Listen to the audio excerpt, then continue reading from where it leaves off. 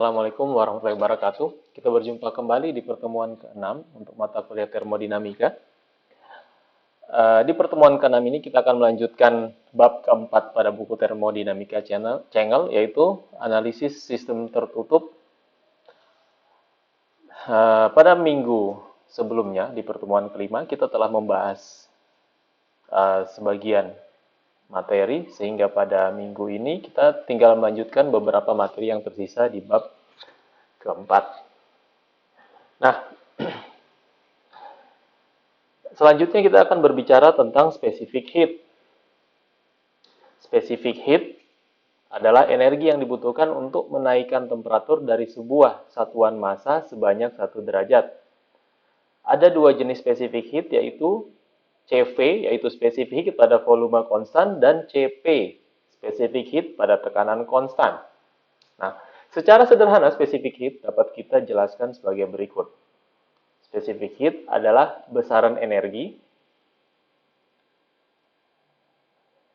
untuk menaikkan 1 derajat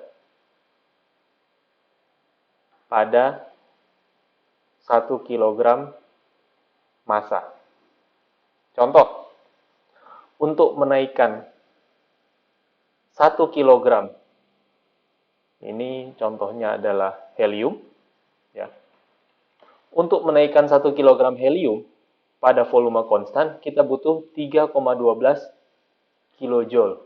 Ya, jadi kalau kita mau naikkan helium dari contoh dari temperatur awalnya 20 derajat, mau dinaikkan ke 21 pada volume konstan, maka kita butuh 3,12 kilojoule untuk setiap 1 kilogram helium. Itu pada volume konstan. Bagaimana jika kasusnya adalah pada tekanan konstan? Pada tekanan konstan, besaran energi yang dibutuhkan untuk menaikkan 1 kg helium sebesar 1 derajat adalah 5,19 derajat Celcius. Jadi ada dua nilai, yaitu CV, energi yang dibutuhkan pada volume konstan, atau CP, energi yang dibutuhkan pada tekanan konstan. Nah, angka-angka ini kita lihat di mana? Angka-angka ini dapat kita dapatkan pada tabel. Kita buka tabel properti. Nah, dia akan muncul pada tabel-tabel di awal.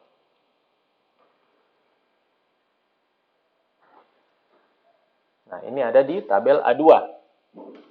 Tabel A2 kita lihat ada beberapa bagian. Yang pertama bagian A, ini untuk temperatur 300 derajat Celcius.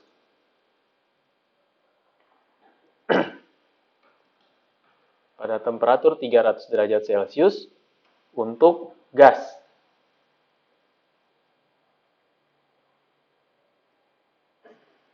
Nah, ini untuk gas pada 300 derajat Celcius. Ada beberapa jenis gas. Contoh yang tadi adalah helium. Helium mempunyai nilai Cp 5,19 dan nilai Cv 3,11 kJ per kilogram derajat Kelvin. Dan nilai K ini sama dengan Cp per Cv atau rasio specific heat. Nilai K-nya adalah 1,667. Nah, ini adalah angka untuk temperatur 300 derajat Kelvin atau di sekitarnya. Tabel A2B menunjukkan pada beberapa atau variasi temperatur. Nah, ini dikelompokkan berdasarkan VIDA-nya. Ada air, udara, karbon dioksida, karbon monoksida, dan seterusnya. Nah, kita contohkan pada udara. Kita perhatikan pada 300 derajat Celcius, nilai Cp-nya 1,005 dan nilai Cv-nya 0,718. Lalu pada 1000 derajat Celcius, nilai Cp-nya naik jadi 1,142 dan nilai CV-nya naik jadi 0,855. Artinya kalau kita perhatikan, temperaturnya naik, nilai CP-nya juga naik, nilai CV-nya juga naik, dan nilai K-nya, rasionya akan turun. Atau dengan kata sederhana, CP, CV, dan K itu tidak konstan, akan tetapi bervariasi terhadap temperatur. Nah, ini harap diingat baik-baik bahwa nilai CP, CV, dan K itu tidak konstan, Akan tetapi semua ini baik CP, CV maupun K ini fungsi dari temperatur. Nah, kita kembali lagi ke pengertian. Nah, jadi di tabel kita telah mengetahui cara mencari atau membaca nilai CP dan CV pada tabel. Selanjutnya, kita review kembali. Ada 3 cara dalam menghitung perubahan internal energi dan entalpi. Ya, pada bab 3, kita telah menjelaskan bagaimana melihat nilai entalpi dan internal energi menggunakan tabel. Ya, sehingga kalau kita mau menghitung perubahan entalpi atau perubahan internal energi, kita membutuhkan tabel. Nah, ternyata tabel bukan satu-satunya cara. Tabel itu hanya satu cara di antara 3 cara yang ada. Jadi dengan tabel, cara yang paling akurat. Ya, jadi tabel itu paling akurat dan mudah selama ada tabelnya. Nah, cara kedua, ini cukup akurat, akurasinya tinggi, akan tetapi perhitungannya kompleks. Nanti kita akan lihat persamaan dari hubungan persamaan CP dan CV terhadap temperatur. Persamaannya ini. Ya. CP adalah fungsi T, di mana nilai CP-nya adalah A tambah B kali T tambah C kali T kuadrat tambah D kali T kuadrat, di mana nilai A-nya ini, nilai B-nya ini, nilai C-nya ini, dan nilai D-nya ini. Nah, itu cara menghitungnya. Ini perhitungannya cukup kompleks, sehingga secara praktis ini jarang sekali digunakan. Lebih mudah jika kita menggunakan tabel atau dengan cara ketiga. Nah, ini cara yang paling mudah.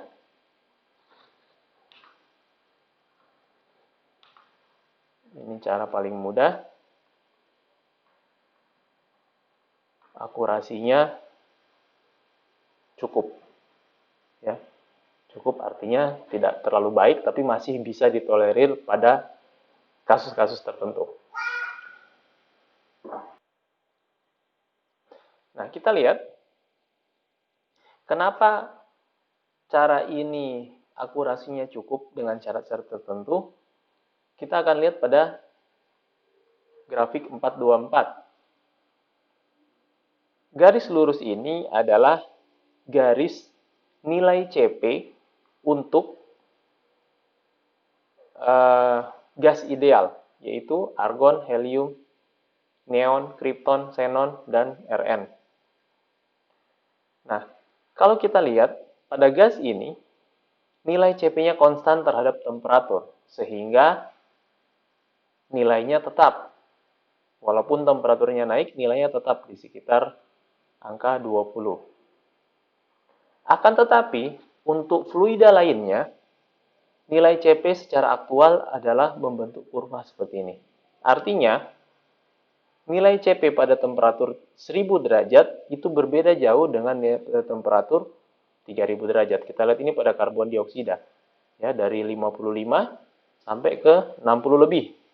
Kalau di uap air, di bawah 40, begitu di 3000 dia sudah sekitar 55. Ya, artinya ini mempunyai perubahan yang cukup jauh, sehingga fungsinya berubah terhadap temperatur. Nah, kalau kita lihat, garisnya bukanlah garis lurus atau linier, akan tetapi membentuk kurva. Nah, kita perhatikan di sini, apabila selisih temperaturnya cukup jauh, seperti dari 1000 ke 3000, maka nilai rata-ratanya nanti akan muncul di sini.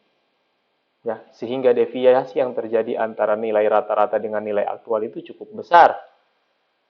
Lain halnya kalau kita mengambil selisih temperatur yang kecil. Nah, kalau kita rata-ratakan ya deviasinya mungkin ini kecil. Seperti ini kalau kita zoom in, ini temperatur 1, temperatur 2, ini nilai aktual pada kurva.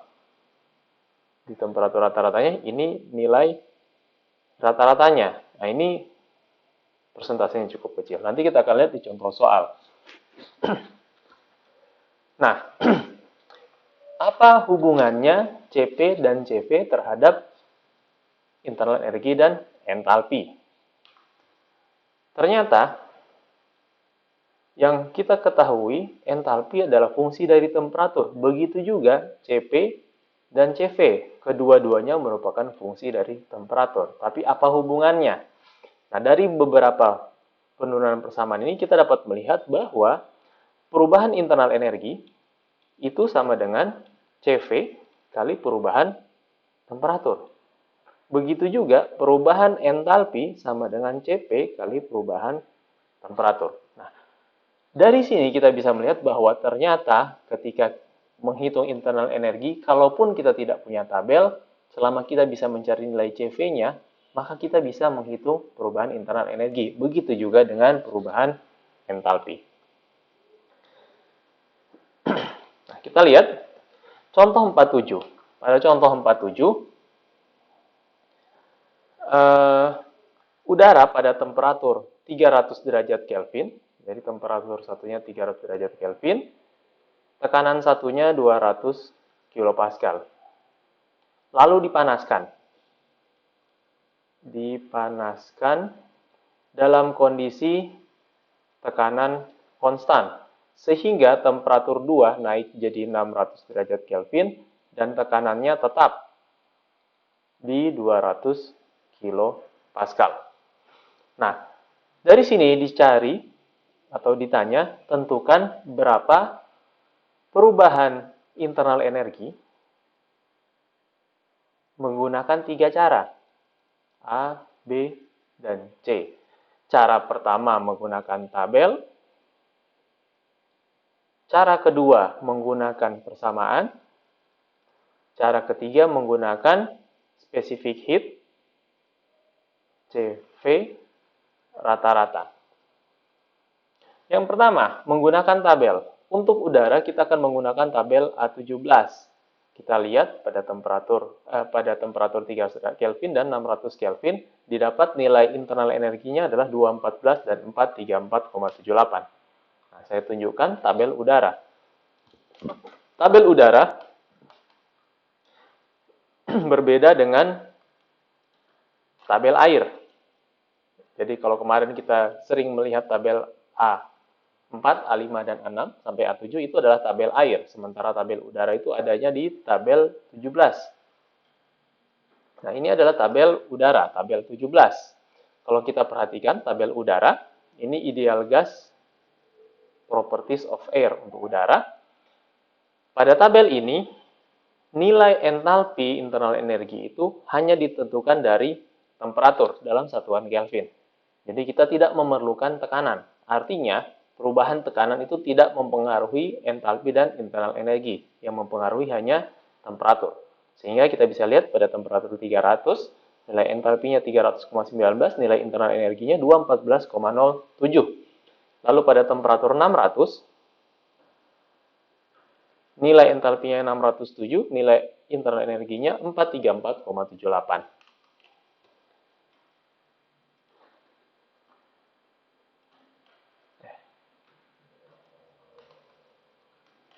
Oke, nah dari sini, dari data tabel ini kita langsung bisa dengan mudah menghitung perubahan internal energinya. Perubahan internal energi sama dengan U2 kurang U1. 434,78 kurang 214. Kita dapat perubahan internal energi 220,71. Ini data dari tabel A17. Selanjutnya cara yang kedua. Cara yang kedua menggunakan persamaan. Jadi dengan cara menghitung CP. Dengan persamaan ini, di mana nilai A ini 28,11 tambah 0,19670 pangkat minus 2 kali temperatur tambah 0,4802 kali 10 pangkat 5 kali temperatur kuadrat tambah min 1,966 kali 10 pangkat minus 9 kali temperatur pangkat 3. Atau mencari CV dengan persamaan ini. Ya, sehingga kita bisa menghitung perubahan internal energinya dan kita mendapatkan perubahan internal energinya sama dengan 222,5 kJ per kilogram. Data ini berbeda 0,8% dari data tabel.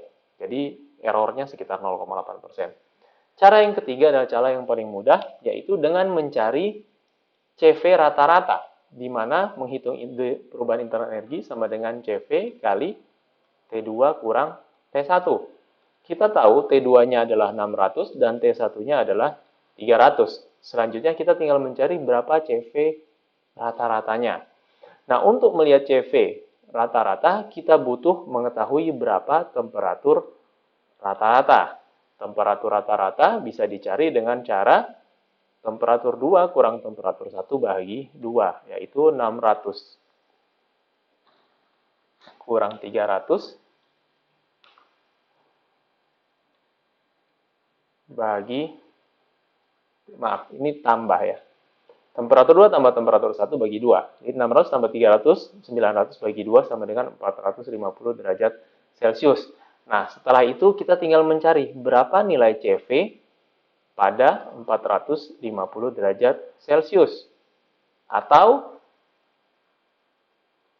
ini harus kita jadikan ke Kelvin dulu. Maaf, ini derajat Kelvin ya. 600 Kelvin tambah 300 Kelvin, berarti ini derajat Kelvin. Nah, tinggal kita lihat ke tabel. Tabel yang dipakai ada tabel A2. Tabel A2. Kita lihat udara, tabel A2 yang B. Pada temperatur 450. Nah, kita dapat nilai CV-nya adalah 0,733. Nah, ini 0,733, maka tinggal kita masukkan ke sini. 0,733 kali 600 kurang 900. Maka kita dapat nilai delta U-nya adalah 220 kJ per kilogram. Nah, hasil ini ternyata kalau kita bandingkan dengan hasil dari tabel, bedanya hanya 0,71. Artinya, akurasinya cukup baik. Selisihnya hanya 0,071. Baik, selanjutnya kita lanjutkan pada contoh soal selanjutnya, yaitu contoh soal 4.10. Pada kasus ini, sebuah piston cylinder device berisi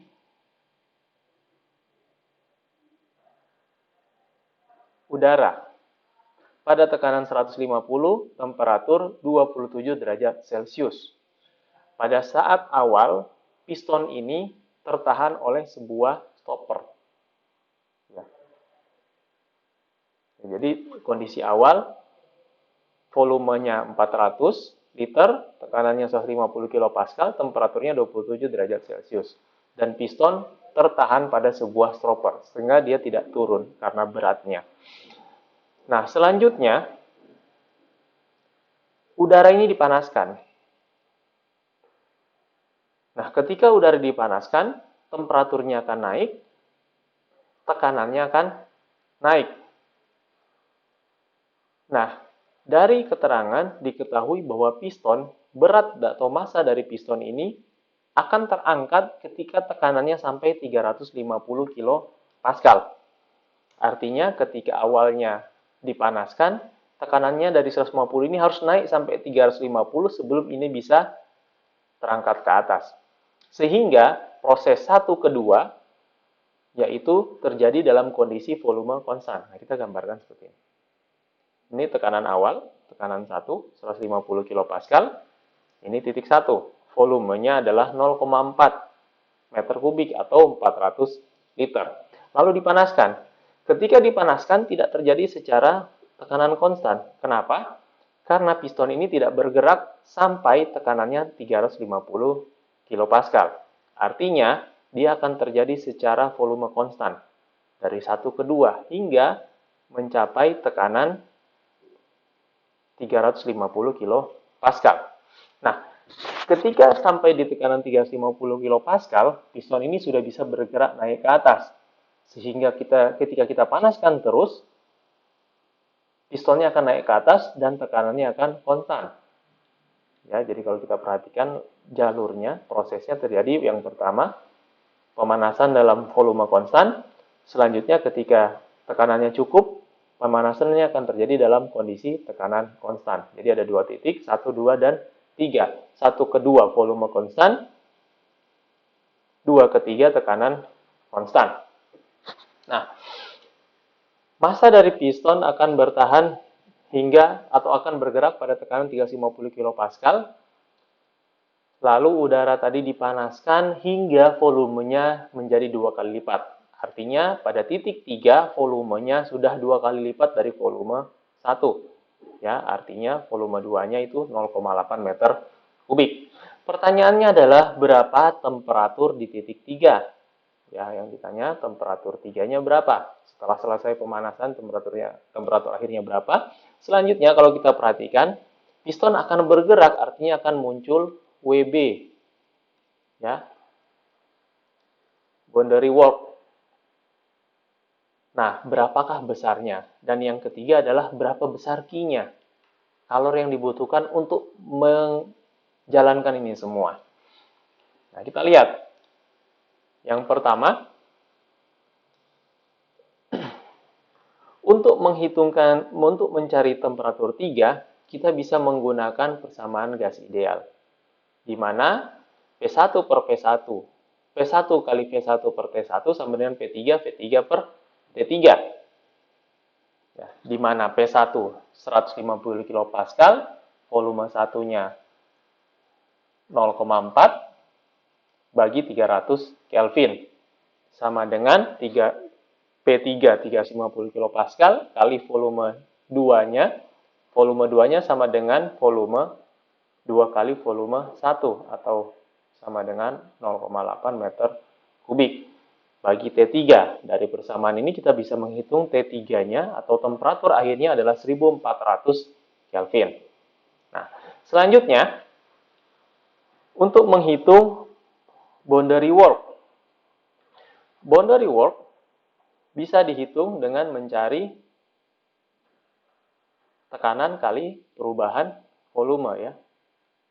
Tekanan kali V2 kurang V1. Nah, di sini kita punya dua tekanan. Tekanan yang 150 atau yang 350. Nah, kita perhatikan. Langkah 1 kedua terjadi pada volume konstan atau tidak ada perubahan volume. Sehingga pada langkah ini boundary work-nya sama dengan 0. Tidak ada boundary work. Sementara langkah 2 ketiga, volumenya berubah.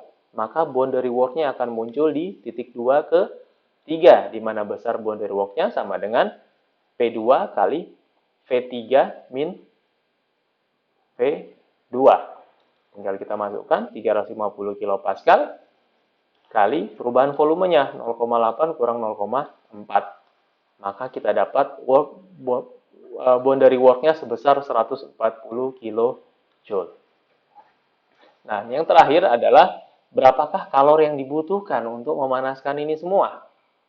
Maka langkah pertama kita gunakan adalah persamaan kesetimbangan energi. Ya, di mana energi masuk kurangnya energi keluar sama dengan perubahan energi pada sistem. Kalau kita perhatikan kasusnya yang terjadi adalah ada Q-in, ada WB yang keluar,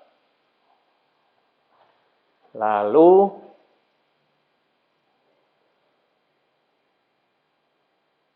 ya ini saja.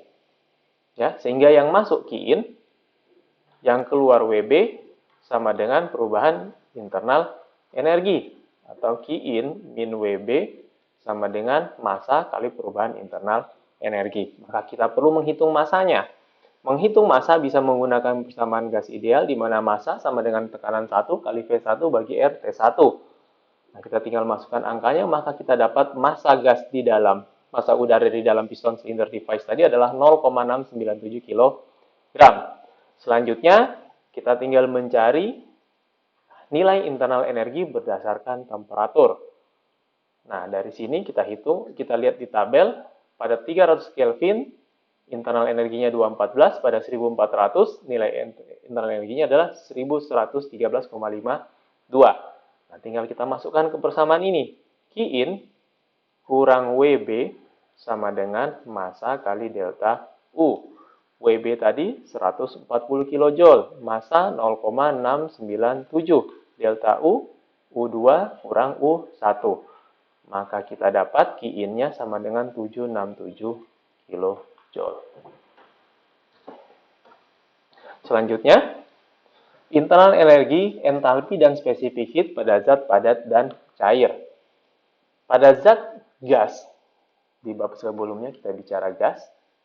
Gas itu fluida yang kompresibel. Artinya,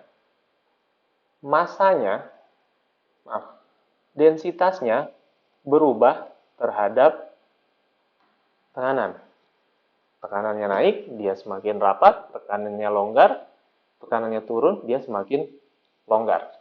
Nah, akan tetapi pada zat padat dan cair, fluidanya atau zatnya itu incompressible. Artinya kalau kita tekan, massa jenisnya tetap. Contoh, batu. Kita tekan, volumenya tetap, massa jenisnya tetap. Atau air, kita tekan, volumenya tetap, massa jenisnya tetap. Maka disebut sebagai incompressible. Nah, karena dia incompressible, otomatis tidak ada perubahan tekanan. Atau perubahan tekanan itu tidak mempengaruhi terhadap densitasnya. Maka Cp dan Cv-nya sama. Nah, kalau pada gas kan, pada tekanan konstan beda, pada volume konstan beda. Nah, sementara zat cair dan padat, volumenya tetap,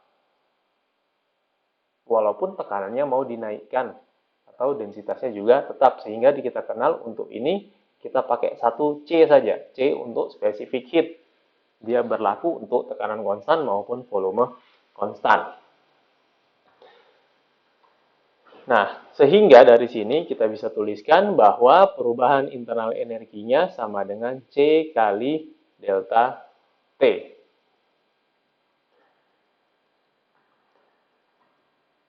Ya, jadi ini sementara perubahan internal entalpinya sama dengan delta U tambah V delta P atau C rata-rata kali delta T tambah volume spesifik kali delta P.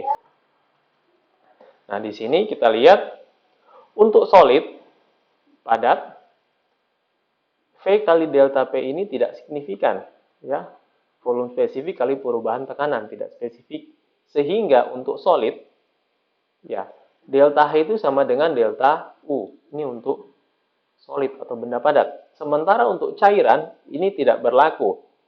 Untuk kondisi tekanan konstan pada cairan, delta P sama dengan 0, sehingga delta H sama dengan delta U. Akan tetapi untuk kondisi tekanan konstan, seperti di pompa, kondisinya berubah. Delta T sama dengan 0. Ya, kalau kita lihat kan dibagi 2 seperti ini. Ini ada tambah ya. Ini ada delta P, ini ada delta T. Untuk constant pressure, tekanan konstan, ini sama dengan 0. Sehingga delta H sama dengan C delta T. Tapi untuk temperatur konstan, delta T-nya sama dengan 0. Maka yang terjadi tinggal volume spesifik kali perubahan tekanan. Jadi ini untuk kondisi constant pressure. Nah, selanjutnya kita lihat contoh 4.12. Pada contoh 4.12 ada 50 kg besi, iron. Nah, sebuah besi masanya 50 kg, temperaturnya 80 derajat Celcius. Lalu besi tadi kita masukkan ke dalam sebuah wadah tertutup yang berisi air bertemperatur 25 derajat Celcius, di mana volume air tadi 0,5 meter kubik. Nah, besi yang berada di dalam air bertemperatur 25 derajat Celcius, besinya 80, airnya 25. Otomatis kalor dari besi akan masuk ke dalam air sehingga temperatur besi dan temperatur air itu sama. Ya, jadi temperatur besi sama dengan temperatur air, baru dia akan setimbang. Nah, pertanyaannya, setimbangnya di temperatur berapa? Nah, untuk menyelesaikan ini, kita pakai persamaan internal energi, yaitu energi masuk kurang energi keluar sama dengan perubahan energi pada sistem. Kalau kita lihat sistemnya sebagai air plus besi, ini sistemnya, maka perubahan energi pada sistemnya sama dengan 0. Karena tidak ada yang masuk dan keluar dari sistem ya. Tidak ada yang masuk, tidak ada yang keluar. Karena sistemnya air dan besi itu ada di dalam. Sehingga yang tersisa persamaannya sama dengan energi masuk kurang energi keluar sama dengan 0. Atau energi masuk sama dengan energi keluar. Maaf. Yang terjadi adalah